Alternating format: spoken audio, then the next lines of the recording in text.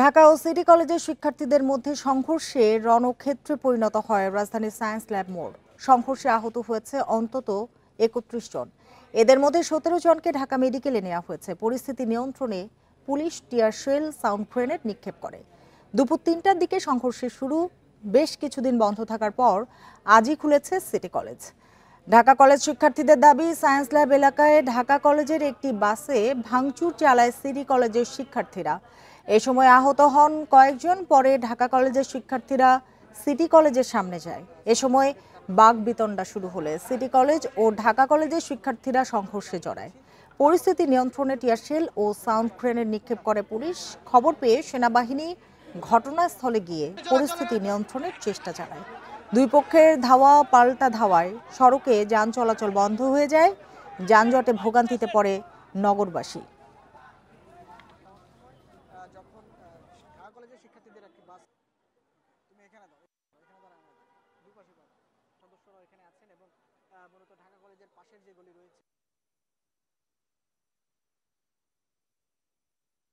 আমাদের জুনিয়ররা যারা ইন্টারমিডিয়েট পড়াশোনা করে তারা বাসে করে যাচ্ছিল।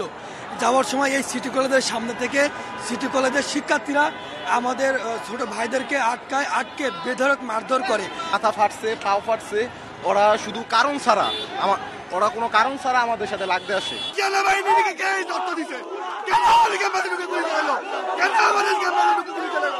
বাসে আমাদের স্যার ম্যামরা ছিল, তাদের উপরে হামলা চালাইছে। তার প্রতিবাদ আমরা সাইন্স ল্যাবে করি। তারা আমাদের টিয়ার শেল, ইভেন আমাদের ক্যাম্পাসে ঢুকে police army grenade, sound grenade, tear shell মেরেছে। জাহাঙ্গীরনগর বিশ্ববিদ্যালয়ে অটোরিকশার ধাক্কায় শিক্ষার্থী নিহতের ঘটনায় ৮ দফা দাবিতে ব্লকেট কর্মসূচি পালন করেছেন প্রথম বর্ষের শিক্ষার্থীরা।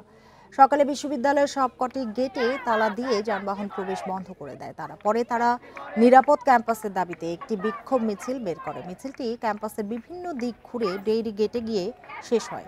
পরে তারা সেখানে অবস্থান নিয়ে ২৪ ঘন্টার মধ্যে শিক্ষার্থী নিহতের ঘটনার বিচার, ফুটপাত ও গতিরোধক স্থাপন সহ ৮ দফা দাবি বাস্তবায়নে বিশ্ববিদ্যালয় প্রশাসনের প্রতি অনুরোধ জানান।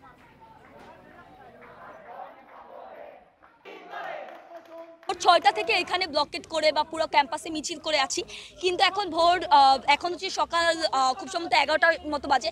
এখন পর্যন্ত আমাদেরকে প্রশাসন থেকে কিছু জানানো হয়নি। এই ৮ দফা পূরণ না হওয়া পর্যন্ত আমরা রাজপথ ছাড়ছি না। আমাদের বোন আফসানা রাচির এই স্পষ্ট হত্যাকাণ্ডের আমরা বিচার চাই।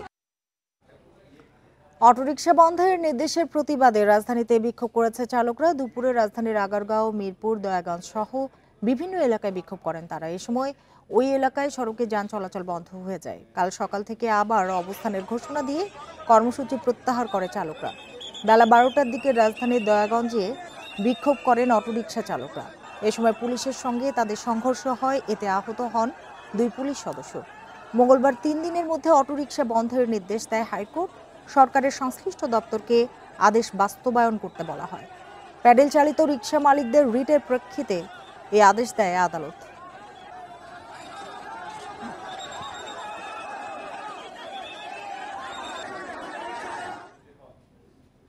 সশস্ত্র বাহিনী দিবস উপলক্ষে সেনাকুঞ্জে সংবর্ধনা অনুষ্ঠানে যাবেন BNP chairperson Begum Khaleda Zia.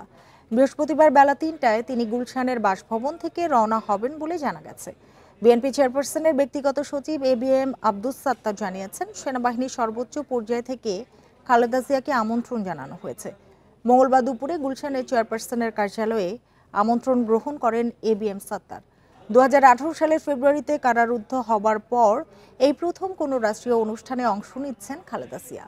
Chairperson ছাড়াও সেনাকুঞ্জের অনুষ্ঠানে আমন্ত্রণ পেয়েছেন বিএনপি মহাসচিব মির্জা ফখরুল ইসলাম আলমগীর সহ 26 জন নেতা। কোনো রাজনৈতিক দলকে নিষিদ্ধ করতে বলতে পারে না বিএনপি, তা নির্ধারণ করবে এদেশের জনগণ, বলেছেন বিএনপি মহাসচিব মির্জা ফখরুল ইসলাম আলমগীর। বিকেলে ফেনীর ছাগলনাইয়ার আদালত মাঠে বিএনপি আয়োজিত জনসভায় যোগ দিয়ে তিনি বলেন, অবাধ ও সুষ্ঠু নির্বাচনই পারে দেশের রাজনৈতিক স্থিতিশীলতা ফিরিয়ে আনতে। দেরি না করে নির্বাচনের রোড ম্যাপ দিতে অন্তর্বর্তী সরকারের প্রতি আহ্বান জানান তিনি। বলেন, মিথ্যা মামলায় 6 বছর জেল খাটেন বেগম খালেদা জিয়া। তাকে স্যাঁতস্যাঁতে ঘরে রেখে পুরনো খাবার খাওয়ানোয় অসুস্থ হয়ে পড়েন তিনি। এর আগে সকালে ফুলগাজী শ্রীপুরে খালেদা জিয়ার পৈতৃক বাড়িতে বন্যায় ক্ষতিগ্রস্তদের মধ্যে শিক্ষা উপকরণ ও টিন বিতরণ করেন বিএনপি মহাসচিব মির্জা ফখরুল ইসলাম আলমগীর। কে নির্বাচন করবে, কে নির্বাচন কে রাজনীতি করবে, রাজনীতি করবে না, সেটা তো নির্ধারণ করবে জনগণ। আমি একটা রাজনৈতিক দল হিসেবে তো সে নির্ধারণ করতে পারি না। সুতরাং এখানে কোনো ভুল বুঝাবুঝির অবকাশ নাই। আমরা কখনোই কাউকে কোনো দলকে নির্বাচন করতে দিতে বাধা করিনি। গণহত্যা সহ মানবতা বিরোধী অপরাধের মামলার বিচারের জন্য আন্তর্জাতিক অপরাধ ট্রাইব্যুনাল আইন সংশোধনের খসড়া অনুমোদন করেছে উপদেষ্টা পরিষদ। অধ্যাদেশ জারি হলে মানবতা বিরোধী অপরাধে জড়িত রাজনৈতিক দলের বিচারে সুপারিশ করতে পারবে ট্রাইব্যুনাল। সচিবালয় পরিষদের বৈঠকে খসড়া অনুমোদন করা হয়। প্রধান উপদেষ্টা ডক্টর মোহাম্মদ ইউনূস বৈঠকে সভাপতিত্ব করেন। রাষ্ট্রপতি সই করলে এটি অধ্যাদেশ আকারে জারি হবে। জুলাই আগস্ট গণ আন্দোলনের সময় চালানো গণহত্যা ও আওয়ামী লীগের গত 16 বছরের শাসনামলের গুমের অভিযোগগুলো অন্তর্বর্তী সরকার আন্তর্জাতিক অপরাধ ট্রাইব্যুনালে বিচারের উদ্যোগ নিয়েছে। 1973 সালের আন্তর্জাতিক অপরাধ ট্রাইব্যুনাল আইনে এর বিচার কার্যক্রমের প্রাথমিক প্রক্রিয়া শুরু করা হয়েছে। গণহত্যা ও গুম খুনের যথাযথ বিচার নিশ্চিতে আইনটি সংশোধনের উদ্যোগ নেওয়া হয়।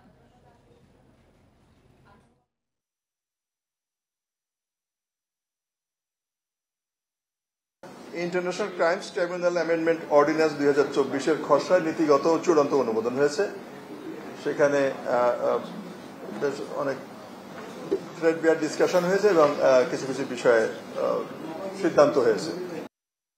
সংবাদের শুরুতেই যেমনটি জানিয়েছি, ঢাকা সিটি কলেজের শিক্ষার্থীদের মধ্যে সংঘর্ষের ঘটনা ঘটেছে। এতে আহত হয়েছেন 31 শিক্ষার্থী।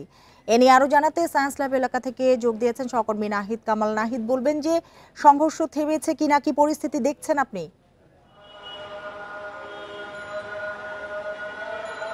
যে মূলত সংঘর্ষ আজকে আমরা ঢাকা কলেজ এবং সিটি কলেজের মধ্যকার যে চলা সংঘর্ষ সেটি সন্ধ্যা নাগাদ কিছুটা কমে এসেছিল, কিন্তু সন্ধ্যার পর আবারও ঢাকা কলেজের শিক্ষার্থীরা মূলত সিটি কলেজের দিকে বিক্ষোভ মিছিল নিয়ে আসে এবং তারপরে পরিস্থিতি আরও কিছুটা উত্তপ্ত হয়। আমি এই মুহূর্তে আছি ঠিক সিটি কলেজের সামনে। এখানে কিন্তু ব্যাপক সেনা সদস্য মোতায়েন করা হয়েছে এবং সেই সাথে পরিস্থিতি পর্যবেক্ষণে কিন্তু এরই মধ্যে আইনশৃঙ্খলা বাহিনীর বেশ কিছু সদস্য কিন্তু চারদিক ঘিরে রেখেছে। আমি যদি একটু দেখানোর চেষ্টা করি, কলেজের ঠিক সামনে এবং দুপাশের রাস্তায় ব্যাপক সংখ্যক আইনশৃঙ্খলা বাহিনী মোতায়েন আছে এবং তারা চেষ্টা করছেন যাতে করে শিক্ষার্থীরা, ঢাকা কলেজের শিক্ষার্থীরা এদিকে এসে বা সিটি কলেজের কোনো শিক্ষার্থীরা যেন ওইদিকে যেতে না পারে। যদিও সিটি কলেজের যেসব শিক্ষার্থীরা, বেশিরভাগ শিক্ষার্থীরা এখান থেকে চলে গিয়েছে ঠিক সন্ধ্যার আগেই, তারা তাদের ক্যাম্পাস ত্যাগ করেছে, কিন্তু ঢাকা কলেজের শিক্ষার্থীরা যারা আছে তারা কিন্তু এখনও তাদের ক্যাম্পাসের সামনে অবস্থান করছে এবং কিছুক্ষণ পর পরই তারা স্লোগান দিচ্ছে এবং বলার চেষ্টা করছে আজকের যে সহিংসতার ঘটনা, সে ঘটনায় তারা সুষ্ঠু বিচার চান এবং তাদের যারা আহত হয়েছেন তাদের সুচিকিৎসা এবং এই ঘটনায় জড়িতদের বিচারের দাবি কিন্তু তারা করছেন। এই মুহূর্তে মূলত পুরো সিটি কলেজ এবং ঢাকা কলেজ দুটির সামনেই থমথমে পরিস্থিতি বিরাজ করছে এবং যারা এখানে মূলত আজকে আমরা দুপক্ষের শিক্ষার্থীদের সাথে, দুই কলেজের শিক্ষার্থীদের সাথে আমরা কথা বলে যেটি জানতে পেরেছি, মূলত ঢাকা কলেজের শিক্ষার্থীরা বলছেন তারা আজকে সিটি কলেজের সামনে দিয়ে যখন আজকে তাদের প্রতিষ্ঠাবার্ষিকী ছিল সেটি শেষ করে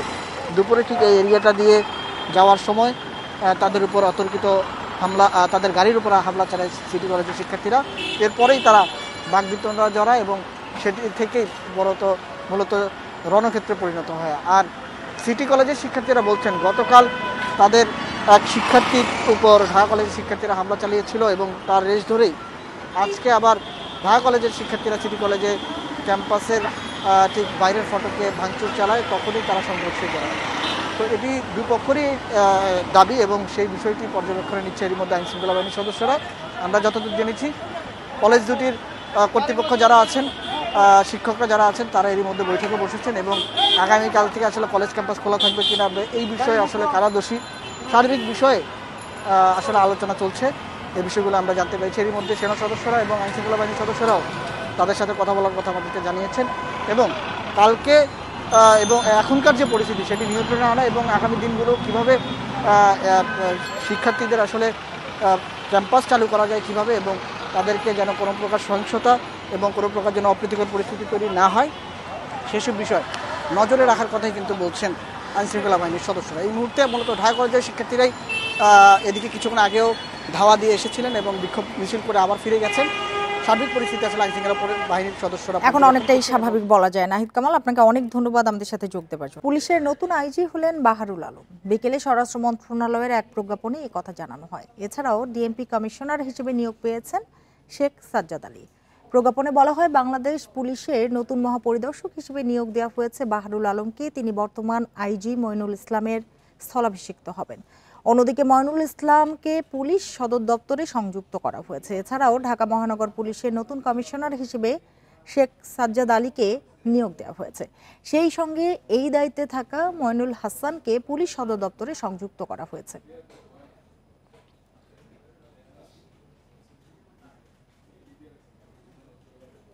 জুলাই গণহত্যা ও মানবতা বিরোধী অপরাধে অভিযুক্ত সাবেক সেনা কর্মকর্তা জিয়া এবং আইজিপি মামুন সহ 7 পুলিশ কর্মকর্তাকে শুনানি শেষে কারাগারে পাঠিয়েছে আন্তর্জাতিক অপরাধ ট্রাইব্যুনাল। ছাত্র জনতাকে গুলি করে হত্যা, নির্যাতন, গুম সহ বিভিন্ন অপরাধে এসব ব্যক্তিরা সরাসরি জড়িত বলে জানায় রাষ্ট্রপক্ষ। আগামী 1 মাসে তাদের বিরুদ্ধে তদন্ত শেষ করতে বলেছে আদালত। বুধবার সকাল 10টা থেকে 10:30টার মধ্যে 2 প্রিজন ভ্যানে করে আন্তর্জাতিক অপরাধ ট্রাইব্যুনালে আনা হয় 8 কর্মকর্তাকে। এদিন ব্যাপক নিরাপত্তা বলয়ে রাখা হয় পুরো ট্রাইব্যুনালকে। এর মধ্যেই একে একে প্রিজন ভ্যান থেকে নামানো হয় সাবেক আইজিপি আব্দুল্লাহ আল মামুন, সাবেক সেনা কর্মকর্তা জিয়াউল হাসান, মিরপুর জোনের সাবেক ডিসি জসিমউদ্দিন, যাত্রাবাড়ির ওসি গুলশানের সাবেক ওসি মাঝহার সহ আসামিদের। আদালতে তাদের প্রত্যেকের বিরুদ্ধে জুলাই গণহত্যায় জড়িত থাকার অভিযোগের তদন্ত আলাদাভাবে তুলে ধরেন চিফ প্রসিকিউটর। আন্তর্জাতিক স্ট্যান্ডার্ড ফলো করে সমস্ত ডিজিটাল এভিডেন্স, লাইভ এভিডেন্স এমনভাবে আমরা আদালতের সামনে প্লেস করব, ক্রিস্টাল ক্লিয়ারভাবে অপরাধীরা জানতে পারবে তাদের কি অপরাধ ছিল। গোটা বাংলাদেশ, গোটা দুনিয়া দেখবে এই বিচারটা স্বচ্ছ এবং ফেয়ার হয়েছে। আসামিদের মধ্যে অধিকাংশই নীরব ছিলেন আর কান্নায় ভেঙে পড়েন মাজহারুল ইসলাম। তবে সাবেক সেনা কর্মকর্তা জিয়াউল হাসান আদালতের ভেতরে এবং বাইরে ছিলেন বেশ ঔদ্ধত্যপূর্ণ। আদালতে তাকে বসনিয়ার গণহত্যার কসাই রাতকো মলাদিচের সাথে তুলনা করে প্রসিকিউশন। বলকানের কসাইদের মতো বাংলাদেশের কসাই হিসাবে এই জিয়াউল হাসান হত্যাকাণ্ড থেকে শুরু করে অপহরণ, নির্যাতন, গুম এগুলোর সাথে জড়িত ছিলেন। তার বিরুদ্ধে সুস্পষ্ট অভিযোগ এসেছে। তার বিরুদ্ধে জুলাই আগস্টের যে গণহত্যা এবং মানবতা বিরোধী অপরাধ, তার বাইরেও বিগত সরকারের পুরো সময় জুড়ে বিভিন্ন সময় তার দায়িত্ব পালনকালীন সময়ে যত গুম হয়েছে সব গুমের অভিযোগের তীরটি তার বিরুদ্ধে গিয়েছে। এদিন আদালতে সব আসামির পক্ষেই ছিলেন আইনজীবী। তবে আইনজীবী নিয়োগের সব আনুষ্ঠানিকতা শেষ না হওয়ায় তারা বক্তব্য উপস্থাপন করতে পারেননি। পরে এই বিচার নিয়ে প্রশ্ন তোলেন জিয়ার বোন। উনি যেখানে কর্মরত ছিলেন এনটিএমসি, ন্যাশনাল টেলিমনিটরিং কমিউনিকেশনের যেখানে ওটা একটা টেকনিক্যাল অফিস। ওই অফিসে কোনো আর্মস ফোর্স নেই, ওই অফিসে কোনো কিছুই নেই। হ্যাঁ, আয়নাঘর নেই, ওই অফিসে কোনো আয়নাঘর নেই এবং উনি কখনো ডিজিএফআইতে চাকরি করেননি। আসামিদের বিরুদ্ধে তদন্ত কার্যক্রম শেষ না হওয়ায় আরও 1 মাসের সময় দিয়েছে আদালত। 19 ডিসেম্বর তদন্ত প্রতিবেদন সহ আসামিদের আবারও ট্রাইব্যুনালে হাজির করতে নির্দেশ দিয়েছে আদালত। Zahidul Bashar, Independent News, Dhaka. সাবেক প্রধানমন্ত্রী শেখ হাসিনা সংবাদ সম্মেলনে কে কি বলেছেন তা পর্যালোচনা করা হচ্ছে। এ কথা জানিয়েছেন প্রধান উপদেষ্টার প্রেস সচিব শফিকুল আলম। বুধবার রাজধানীতে এক আলোচনা সভায় তিনি আরও বলেন, বিগত 3টি নির্বাচনকে যেসব গণমাধ্যম বৈধতা দিয়েছে তাদের চিহ্নিত করা হবে। শফিকুল আলম আরও বলেন, আওয়ামী লীগের আমলে সাংবাদিকদের ভূমিকা কেমন ছিল তা বের করতে গবেষণা প্রয়োজন।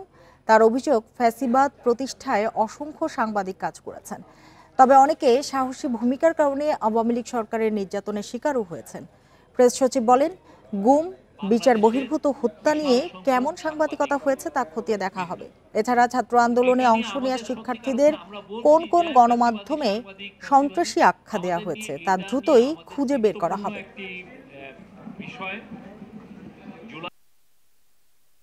পয়লা জুলাই থেকে 5ই আগস্ট পর্যন্ত যে জার্নালিজমটা হয়েছে, অনেকে যারা করেছেন বা টিভিতে যেভাবে আমাদের স্টুডেন্টদেরকে, হিরোদেরকে তারা সন্ত্রাসী বলেছে, মিসক্রিয়েন্ট বলেছে, সেগুলো জানা উচিত।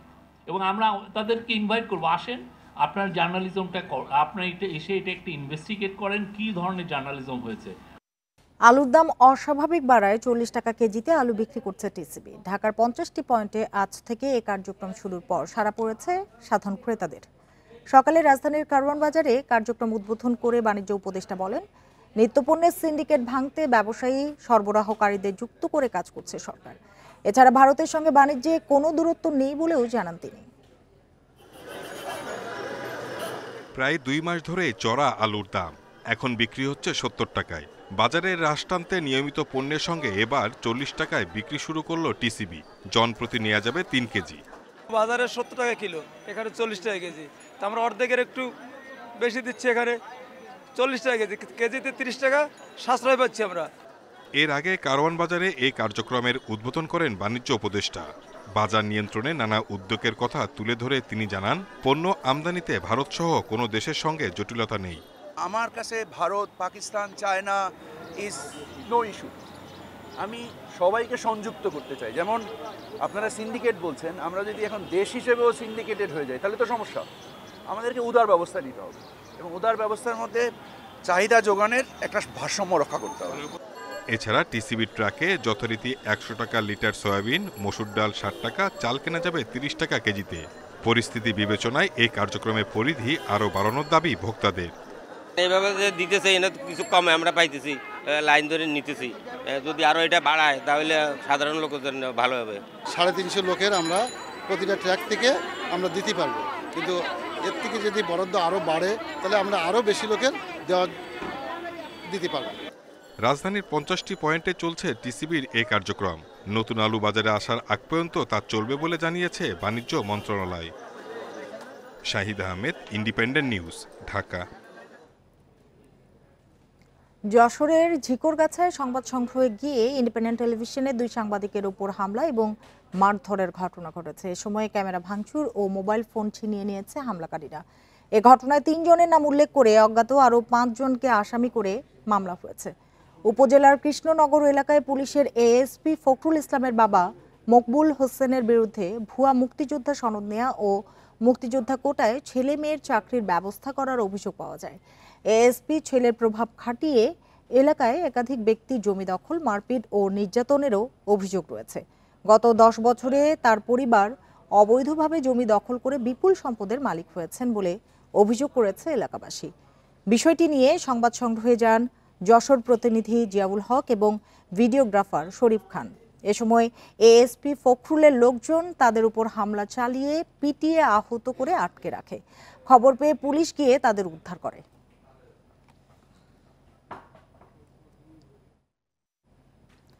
আওয়ামী লীগ জাতীয় পার্টি সহ ফ্যাসিবাদী শক্তি ও তাদের রাজনৈতিক অপতৎপরতা নিষিদ্ধের দাবিতে ফ্যাসিবাদের কফিন মিছিল করেছে ফ্যাসিবাদ বিরোধী ছাত্র জনতা। বুধবার দুপুর 12টার দিকে একটি প্রতীকী কফিন নিয়ে সংগঠনটি ঢাকা বিশ্ববিদ্যালয়ের টিএসসি থেকে ক্যাম্পাসের বিভিন্ন সড়ক প্রদক্ষিণ করে। এর আগে বেলা 11:30টার দিকে টিএসসির সামনে সংক্ষিপ্ত সমাবেশ হয়। সমাবেশে ছাত্র অধিকার পরিষদের কেন্দ্রীয় সভাপতি বিন ইয়ামিন মোল্লা বলেন, এখনো যারা চাচ্ছেন আওয়ামী লীগ ফিরে আসুক তারা আসলে কি চান এটা বের করতে হবে। প্রধান উপদেষ্টা যদি মনে করেন আওয়ামী লীগকে ফিরিয়ে আনবেন তাহলে একটা গণভোটের আয়োজন করেন।